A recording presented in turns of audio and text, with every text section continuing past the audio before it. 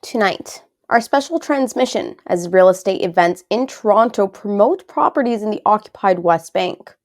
Assalamu alaikum and good evening. This is Muslim News Canada on Muslim Network TV. I'm Zahra Sayed.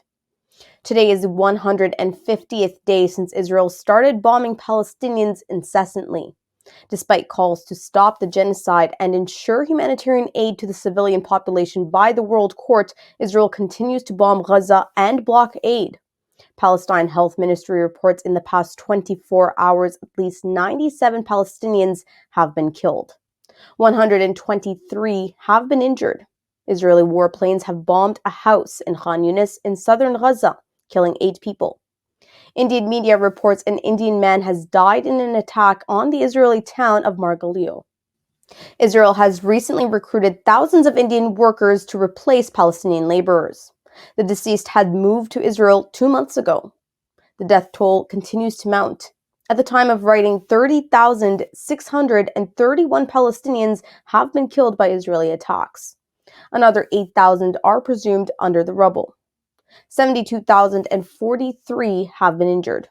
Israel's revised death toll stands at 1,139. The United Nations Human Rights Chief Volker Turk has issued a stark warning about the escalating war in Gaza. He is describing it as a power keg with the potential to ignite a broader war. Addressing the UN Human Rights Council, Turk said there is an urgent need to prevent further escalation. He said he is concerned over the spillover into neighboring countries. Turk particularly highlighted the military escalation between Israel and Hezbollah in Lebanon. He condemned the cross-border exchanges of fire, which have resulted in casualties, displacement, and infrastructure destruction.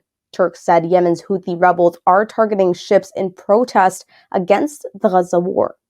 The move is disrupting global maritime trade and exacerbating Yemen's humanitarian crisis. Turk says there should be concerted efforts to stop further catastrophe and mitigate the impact on vulnerable populations. The European Commission says it will continue funding the United Nations Agency for Palestinian Refugees. Many countries have announced to stop funding the agency after Israel alleged its staff was involved in the October 7th attacks. The European Commission has confirmed it will provide the agency with a funding of 82 million euros this year. 50 million euros will be dispersed immediately. The European Union has also pledged 68 million euros in emergency aid for Palestinians. The funds will be transferred through humanitarian agencies like the Red Cross. The move comes as the agency faces a severe funding crisis. EU officials say the agency's survival is critical for regional stability. A UN investigation is ongoing into the allegations made by Israel against the agency. And in related news, the former Israeli Prime Minister Ehud Barak is calling the airdrops as totally ineffective for delivering critical aid to Gaza. During an interview with CNN, Barak says it is important to deliver the aid through ground to prevent loss of life. Barak says since Israel is the dominant force in Gaza, it should ensure essential supplies reach the Palestinians. He says airdrops are inadequate and cannot provide relief to 300,000 people. Barak says airdrops are typically for hostile territories.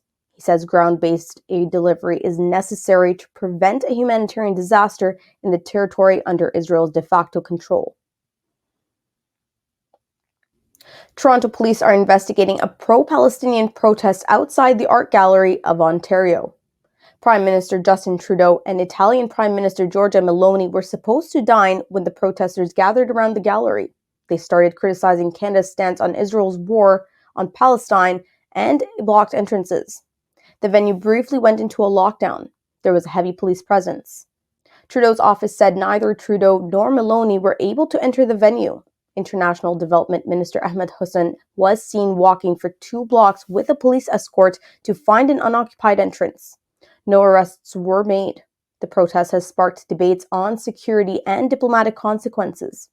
Critics label the protesters as anti-Semitic. Pro-Palestinian supporters defend the demonstration as the freedom of expression. Deborah Leo, Canada's special envoy for combating anti-Semitism, is calling the demonstrators out of control and a noisy cohort. Lyon says the cancellation of the event is the direct result of giving into the demands of the protesters. An Ottawa-based writer and community advocate says disruptive demonstrations are an integral part of political movements. In a developing story north of Toronto, there's growing tension over a real estate event with ties to the occupied West Bank. The event has sparked protests and counter-protests. Pro-Palestinian supporters are demanding the cancellation of the event, which is scheduled this Thursday. They say the event is promoting the sale of land in the disputed territory. All Israeli settlements on the occupied West Bank are considered illegal under international law. This is the second such event taking place in the same week. On Sunday, a similar event was organized by realtor Natalia Birnbaum. Birnbaum denies the allegations. She says the properties are being promoted in established areas, not on the occupied West Bank. Over the weekend, demonstrators gathered near Thornhill's Aish Hatorah synagogue to voice their concerns. Jewish leaders criticized the protest's location outside the synagogue. Similar tensions are expected to escalate on Thursday at a different synagogue. It is not clear if there is any connection between the two events. Despite the protests, real estate company My Home in Israel hails the event as a success. The company has thanked its supporters on social media for their support.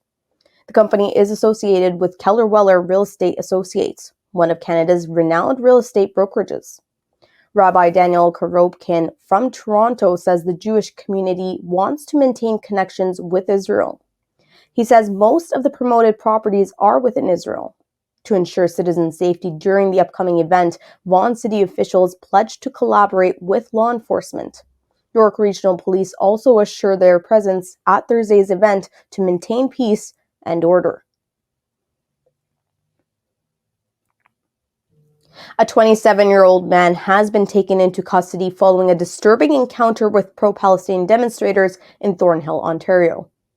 The incident occurred on Sunday morning. Over 100 people had gathered for a peaceful protest. Witnesses say the man stopped his vehicle near the pro-Palestinian protesters and shouted obscenities. He also threatened 3 protesters with a nail gun. The man is being identified as Ilan Ruben Abramov from Vaughan. A video circulating on social media captures the tense moment. No injuries have been reported. Abramov faces charges including assault, possession of dangerous weapons, assault with a weapon, and mischief. Shahbaz Sharif has taken the oath as the 24th elected Prime Minister of Pakistan. He was administered the oath of office by President Arif Alvi at the President's House. Sharif came to power after his party formed an alliance with Pakistan's People's Party and other political parties. Sharif has previously served as Prime Minister until August last year, when the National Assembly was dissolved to make way for elections. Shahbaz is the younger brother of 3-time former Prime Minister Nawaz Sharif. Shahbaz says he will focus on economic reforms, including improvements in taxation and the promotion of China-Pakistan's economic corridor. Independents backed by former Prime Minister Imran Khan emerged as front runners in the election, but could not gain a majority of seats. Khan is Sharif's main political rival. Khan's party, Pakistan Tehreek-e-Insaf, was not allowed to contest the elections. Thank you for watching. Our news is produced by Muslim Network TV, which is a not-for-profit organization. We need your support for donations. Please scan the QR code on our broadcast or visit muslimnetwork.tv to donate now, so we can continue to amplify the voices of Muslims in Canada and abroad. Assalamu alaikum.